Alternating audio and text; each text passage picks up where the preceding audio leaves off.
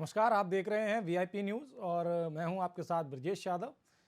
चलिए, आज के उत्तर प्रदेश से जुड़ी ये इस खास बहस में आपका बहुत बहुत स्वागत है।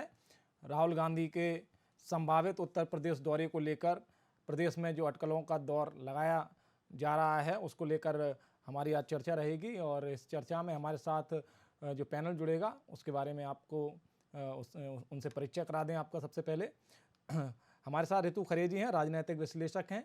इसके साथ ही हमारे साथ डीपी यादव जी हैं, समाजवादी पार्टी के प्रवक्ता हैं और पार्टी का पक्ष रखेंगे। इसके साथ ही कृष्ण मोहन पांडे जी हैं जो भाजपा पार्टी से अपना पक्ष रखेंगे। साथ ही रोहन सिंह जी कांग्रेस से हमारे साथ जुड़े हैं।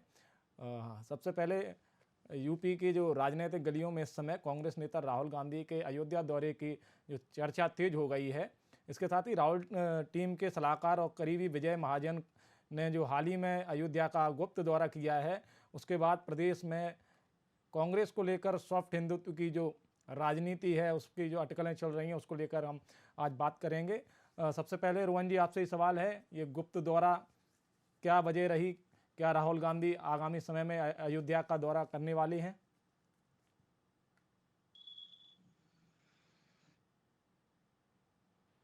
उस तरह की चर्चा है पर ध्यान नहीं है, लेकिन जो कुछ चल रहा है उस पर भी मैं आपको बताना चाहता हूँ। राहुल गांधी जी का ये जो दौरा है, राहुल गांधी जी को भारतीय संविधान के अनुसार पूरी तरह से आजादी है कि वो अपना कहीं पर भी आस्था प्रकट कर सकते हैं। भारत एक धर्मनिरपेक्ष राष्ट्र है और धर्मनिरपेक्ष राष्ट्र होने के कारण किसी भी व्यक्ति को कहीं जाने का, अपनी आस्था प्रकट करने का, अपने हिसाब से पूजा पाठ करने का अधिकार है। उसमें रोहन जी रोहन जी तक शायद मेरी आवाज़ नहीं पहुंच रही है। चलिए, तब तक हमारे साथ डीपी जी हैं। डीपी जी, राहुल गांधी के संभावित दौरे की अटकलें जो लगाई जा रही हैं और हाल ही में कांग्रेस पदाधिकारियों ने मुख्य पुजारी आचार्य सत्येंद्र दास से जो मुलाकात की है, इसके बाद जो प्रदेश में हालात हैं वो कांग्रेस के पक्ष में इस समय काफ़ी अटकलें चल रही हैं कि राहुल गांधी अयोध्या का दौरा कर सकते हैं। ऐसे में क्या मानते हैं आप, कांग्रेस सॉफ्ट हिंदुत्व की राजनीति की शुरुआत कर रही है?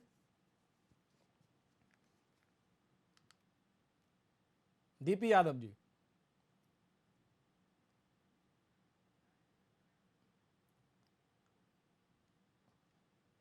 डीपी तक शायद आवाज नहीं पहुंच पा रही है। रोहन जी, आपको आवाज आ रही है? रोहन जी, लगता है संपर्क में किसी तरीके की टेक्निकल मैं डीपी यादव जी, आपको आवाज आ रही है हमारी? जी, आवाज आ रही है आपको मेरी? जी। डीपी जी, सवाल आपसे यही है कि कांग्रेस के संभावित अयोध्या दौरे को लेकर, राहुल गांधी के अयोध्या दौरे को लेकर कांग्रेस के कुछ नेताओं ने आचार्य सत्येंद्र दास से मुलाकात की है। इसके बाद प्रदेश में कांग्रेस के सॉफ्ट हिंदुत्व को लेकर राजनीतिक अटकलें तेज हो गई हैं। क्या कहेंगे आप इस पर? देखिए ब्रजेश जी, हिंदुत्व न तो सॉफ्ट होता है न तो हार्ड होता है। हिंदुत्व हिंदुत्व होता है और कहीं से भी हमारा संविधान जो है किसी को ये इजाजत नहीं देता है कि वो जो है धार्मिक गतिविधियों में भाग न ले सके। सबको संविधान ये इजाजत देता है कि वो अपने धर्म के अनुसार, जिस धर्म को वो मानता है, चाहे हिंदू हो, मुस्लिम हो, सिख हो, ईसाई हो, अपने धार्मिक स्थलों पर भ्रमण कर सकता है, जा सकता है, वहां वो पूजा पद्धति कर सकता है, पूजा पाठ कर सकता है। इसी कड़ी में अगर राहुल गांधी की इच्छा है, वो रामलला के दर्शन करना चाहते हैं, तो निश्चित रूप से उनको आना चाहिए और खुले मन से सबको इसका स्वागत भी करना चाहिए। लेकिन कुछ संकीर्ण मानसिकता के लोग हैं जो इसको एक सॉफ्ट हिंदुत्व का कहीं ना कहीं एक तरह से जो है एक उसको एक शब्द देने का काम कर रहे हैं। अब क्या किसको आपत्ति हो सकती है भाई? राहुल गांधी चाहे तो महाकाल दर्शन का जा सकते हैं, चाहे तो वो कहीं ना कहीं सोमनाथ जा सकते हैं, वो कहीं ना कहीं द्वारकाधीश जा सकते हैं, वो अपना जो है जा करके वृंदावन में घूम सकते हैं। इसमें हमारे ख्याल से किसी को आपत्ति नहीं होनी चाहिए। अब देखिए, आपत्ति वाली बात यह है कि कुछ लोग धर्म को कहीं ना कहीं अपनी निजी जागीर या जायदाद समझ रहे हैं।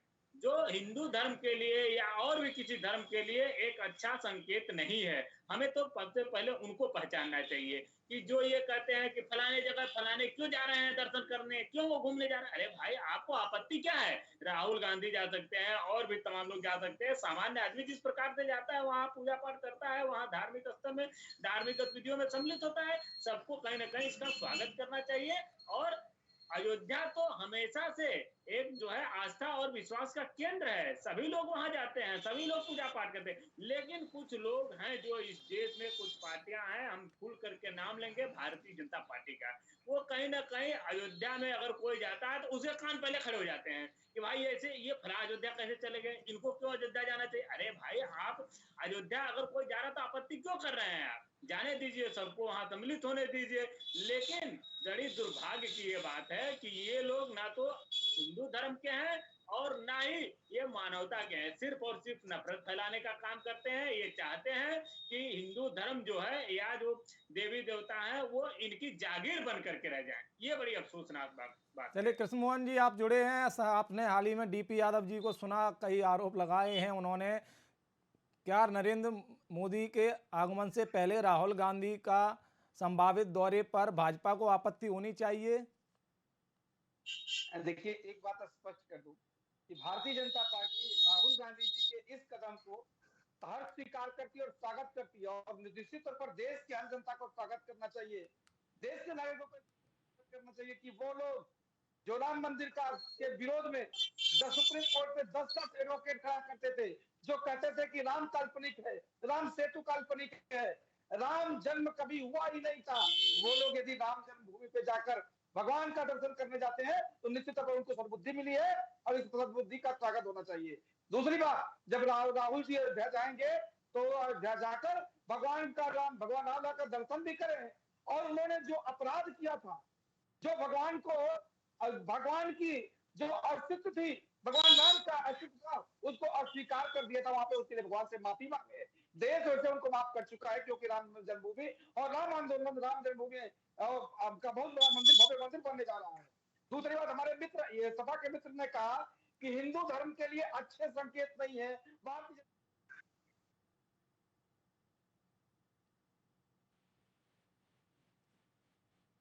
तो आपके सामने प्रसाद मौर्य जी कहते हैं कि हिंदू धर्म कोई धर्म नहीं है, सनातन कोई धर्म नहीं है, और आपके राष्ट्रीय महासचिव कहते हैं, व्यक्तिगत नहीं है, वो आपके राष्ट्रीय महासचिव कहते हैं, तो आप तय कर लीजिए कि आप हिंदू धर्म के साथ खड़े हैं या स्वामी प्रसाद मौर्य के साथ खड़े हैं। यदि स्वामी प्रसाद मौर्य के साथ खड़े हैं तो मुझे लगता है कि भगवान राम के दर्शन का, हिंदू धर्म के शब्दों को, बातों को करने कोई औचित्य नहीं है आपका। देश की जनता आपके दोहरे चरित्र को देख रही है। दूसरा, आपने कहा कि हिंदू धर्म में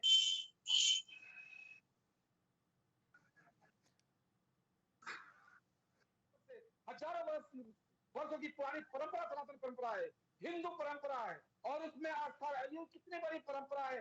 यहाँ तो चारवाक को भी संत मानने वाले लोग इस देश में रहते हैं, और जिन्होंने कहा है कि री लेकर भी घी पीजिए, ऐसे संत के विचार को भी इस देश ने स्वीकार किया है। किसी के तय करने से शुरू थोड़े होगा कि कौन से हिंदू धर्म के लिए क्या सही है, क्या गलत है। कृष्ण मोहन जी, मैं कृष्ण मोहन जी, मैं आपको बीच में रोकूंगा। मेरे साथ राजनीतिक विश्लेषक के रूप में ऋतु खरे जी जुड़ी हैं, उनसे जान लेते हैं। ऋतु जी, विजय महाजन जी के हाल ही में जो दौरा हुआ अयोध्या में, उन्होंने आचार्य सत्येंद्र दास से मुलाकात की। सत्येंद्र दास जी ने खुद इसको पुष्टि की है, इस गुप्त मुलाकात की। इसके बाद प्रदेश की राजनीति में किस प्रकार का माहौल बना है?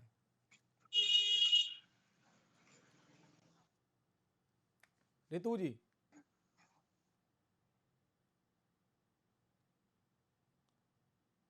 चलिए रोहन जी, तब तक आपसे सवाल लेते हैं। शायद ऋतु जी को आवाज़ नहीं आ रही है, जैसा अभी हो हमारी टीम से कहूँगा एक बार उनसे संपर्क करें।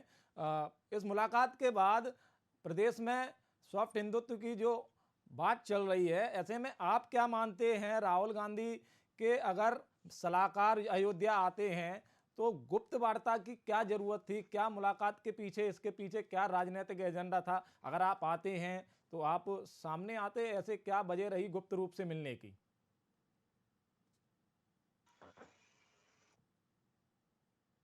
नहीं कर, लेकिन इतना जरूर है कि जिस तरह की चर्चाएं चल रही है उत्तर प्रदेश, जिन पर जी। चर्चा होनी चाहिए उस विषय पर चर्चा नहीं। सभी को अपनी धार्मिक आजादी है और राहुल गांधी जी को अपनी आस्थाएं प्रकट करने का पूरा अधिकार है। और राम सबके हैं, राम किसी पार्टी के नहीं है, राम सबके हैं और सबके होने के नाते राम की शरण में जाना कोई अपराध नहीं है। अब मोदी जी अभी पिछले 2 महीने पहले मिस्र की अल हाकिम मस्जिद में गए, हमने कोई आपत्ति नहीं की। मोदी जी अबू धाबी की शेख जायद मस्जिद में 2015 में गए, हमने कोई आपत्ति नहीं की। मोदी जी इंदौर की सैफी मस्जिद में गए, हमने कोई आपत्ति नहीं की। और यहाँ तक कि मोदी जी पिछले 4 वर्षों में 7 मस्जिद और मजारों पर जा चुके हैं। उनको पूरी आजादी है भाई। भारत एक धर्मनिरपेक्ष राष्ट्र होने के कारण सबको आजादी देता है कि हम सभी का सम्मान करें। और ये भी है कि किसी भी शासक को किसी धर्म विशेष के संरक्षण का अधिकार नहीं है कि आप केवल एक धर्म की बात करेंगे, एक विषय की बात करेंगे। और इस देश के जो आम जन का जो मुद्दा है, भय, भूख, गरीबी, भ्रष्टाचार, बेरोजगारी, इस पर कोई चर्चा नहीं होगी। चलिए भारत रोहन जी, जब आपत्ति नहीं है तो हम्म, गुप्त वार्ता की जरूरत भी क्या पड़नी थी? ऋतु जी, आवाज आ रही है आपको हमारी? अब किस तरह की गुप्त वार्ता हुई है ये शायद आपको जानकारी होगी, ये तो सार्वजनिक नहीं है।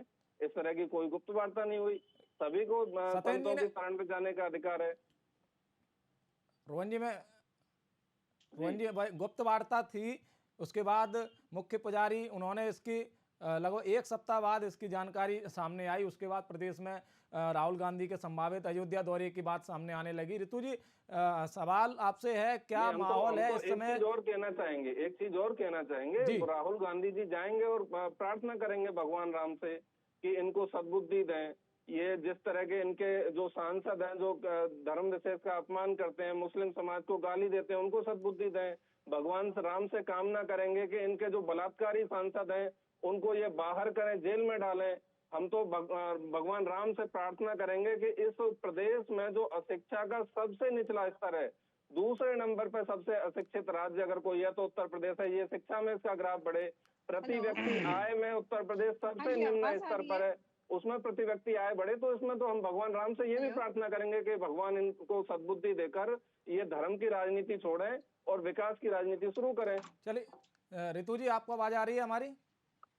हाँ जी, आ रही है, ऋतु जी, आवाज आ आपसे रही है। आपसे सवाल लेंगे कि हाल ही में राहुल गांधी के अयोध्या दौरे को लेकर एक गुप्त वार्ता हुई मुख्य पुजारी से।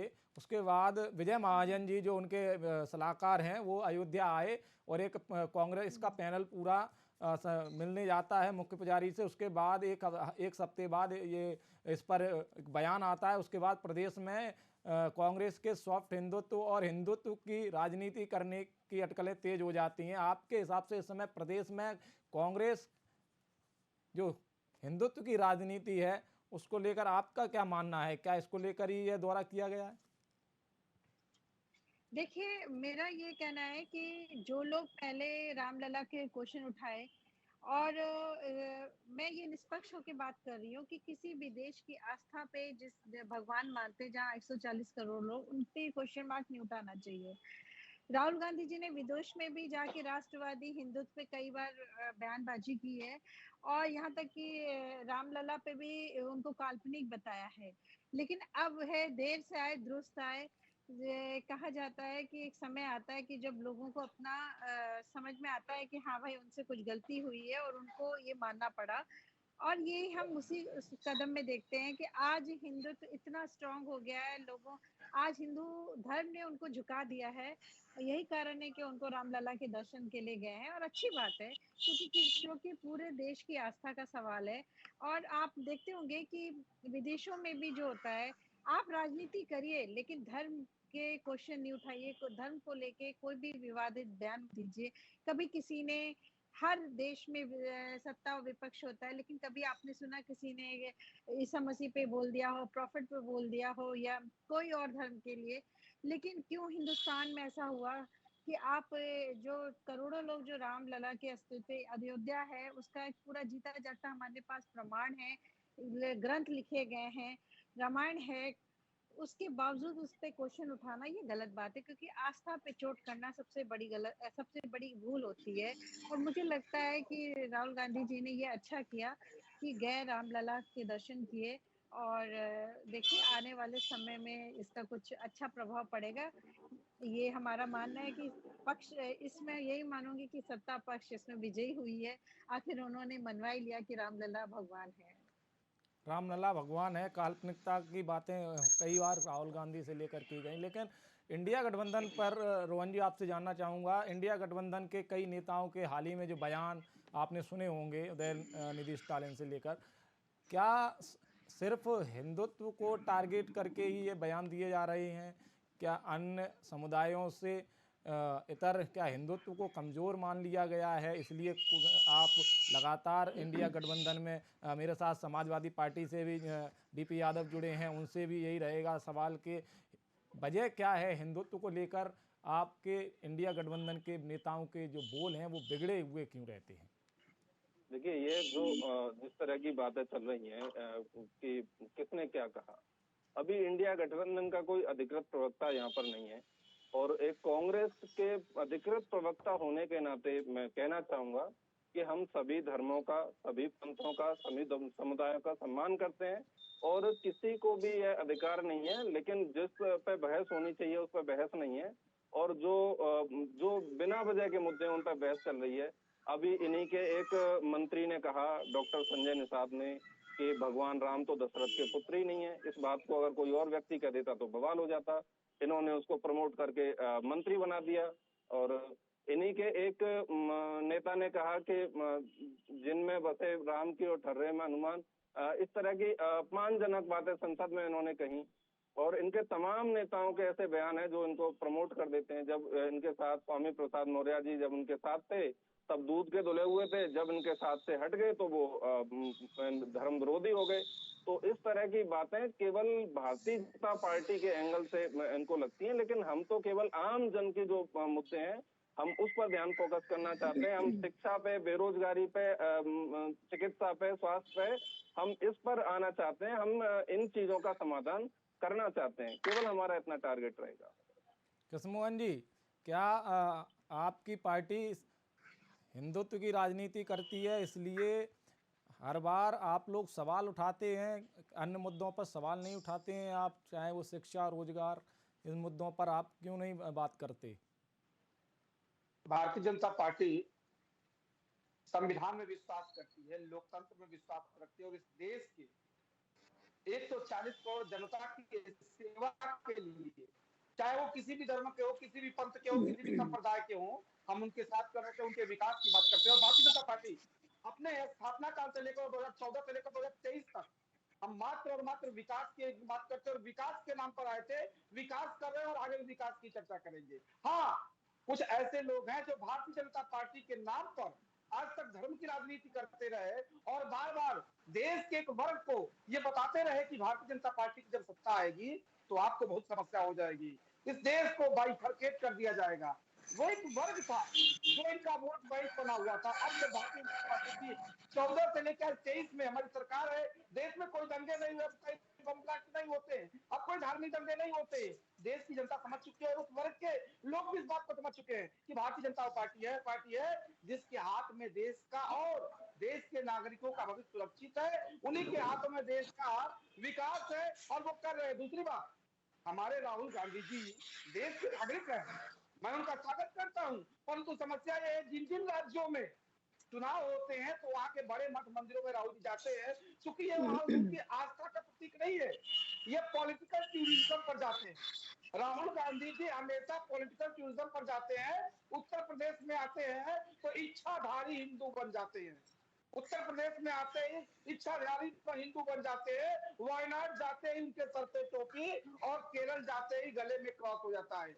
ये इच्छाधारी लोग हैं, जिस राज्य में जाते हैं उस राज्य में इच्छा के अनुसार, धर्म की उदारता के अनुसार अपना धर्म परिवर्तन कर लेते हैं। देश की जनता इनको समझ चुकी है और बहु समझ रही है कि ये वो लोग हैं जिन्होंने देश को 70 वर्षों तक आतंक दिया, अपराध दिया, भ्रष्टाचार दिया, भूख दिया, भय दिया और 2G, 4G, कोलजी, जीजा जी, यही देश को दिया और देश इनकी बातों को समझ चुका है। अब 2G नहीं चलेगा, 4G नहीं चलेगा, अब कोलजी नहीं चलेगा, जीजा जी जेल जाएंगे, सब बेलते हैं। ऐसा पहला परिवार है जो समस्त परिवार बेल पर है और देश की जनता देख रही है कि सुप्रीम कोर्ट कुछ ही दिनों में इनको जेल भेजेगी। ऐसे लोग जिस देश को लूटने में सहायक है, इस देश के भ्रष्टाचार बढ़ाने में सहायक रहे, आतंकियों को गोली लगने पर जिस जिस पार्टी की सुप्रीमो रात भर होती है, साथ इस देश का क्या होगा जिस देश में सुप्रीम कोर्ट हाई कोर्ट तक कहती है। और हमारे समाजवादी मित्र को भी मैं बता दूं कि ये उसी दल के साथ कृष्ण मोहन जी जवाब ले लेते हैं। आपने जो सवाल उठाए जवाब ले लेते हैं। हमारे साथ रोहन हमारे है। समाजवादी मित्र को बता दूं कि ये लोग भी हाई कोर्ट में जाकर और आतंकियों की पैरवी कर रहे थे, उन आतंकियों की जिनको भी सजा हो गई। हाई कोर्ट ने इनको कहा था कि आप क्या चाहते हैं कि आतंकियों को आप पद्मश्री दे दें। चलिए जवाब ले लेते हैं। रोहन जी क्या कहेंगे आप आतंकियों को? ये इनका आतंक सबसे ज्यादा है। भारतीय जनता पार्टी का आतंक इस देश में है। संसद से लेकर सड़क तक इनका आतंक है, गुजरात से लेकर यूपी से लेकर और पूरे दंगों का इनका इतिहास है। ये सिखाएंगे, ये धर्म के नाम पर ये लड़ाने वाले ये सिखाएंगे, ये बताएंगे इनके धर्म क्या है और अधर्म क्या है। अभी मणिपुर में निर्वस्त्र महिलाएं घुमाई जाती हैं, ये बताएंगे कि इनका सरकार किस तरीके से काम कर रही है। ये लोग बताएंगे कि 36 लाख करोड़ रुपए से इस देश पर 136 लाख करोड़ का कर्ज हो गया। ये बताएंगे कि भारतीय जनता पार्टी किस तरीके से काम कर रही है। इस देश का प्रधानमंत्री खड़े होकर एक सर्टिफाइड झूठा बनकर झूठ बोलता है, ये बताएंगे भारतीय जनता पार्टी किस तरीके से काम कर रही है। इस देश का युवा नौजवान बेरोजगारी के लिए भटक रहा है, रोजगार मांग रहा है, ये बताएंगे भारतीय जनता पार्टी का क्या चरित्र है। इनको लात मारने वाली भारतीय जनता पार्टी को इस देश की जनता लात मार के बाहर करने वाली है। अभी के चुनावों में जो परिणाम आए ये इसका उदाहरण है। अभी जो जब रावण जब हारने वाला था, जब रावण को अपना अंतिम समय दिखा था तो अपने सभी सेनापतियों को मैदान में उतार दिया था। कुंभकर्ण को, मेघनाथ को, अहिरावण को, सबको मैदान में उतारा था। मोदी जी ने उसी तर्ज पर अपने नेताओं को मध्य प्रदेश में और राजस्थान में जिस तरीके से उतारा है वो साफ साफ स्पष्ट नजर आता है कि भारतीय जनता पार्टी हार के बहुत करीब है। और इनका जो चरित्र है, महंगाई पे ये बोलने वाले नहीं, गिरते रुपए पे बोलने वाले नहीं, ये किसी आम जो खाद्य पदार्थों की जो बढ़ोतरी हो रही है उस पर बोलने वाले नहीं। हो चुका है और पेट्रोल मैं अपने सारे पैनलिस्ट का बहुत बहुत धन्यवाद करूंगा कि वो हमारे साथ जुड़े। फिलहाल चर्चा को यहीं विराम देंगे। इसके साथ ही आप आगे बने रहिए हमारे साथ। नमस्कार।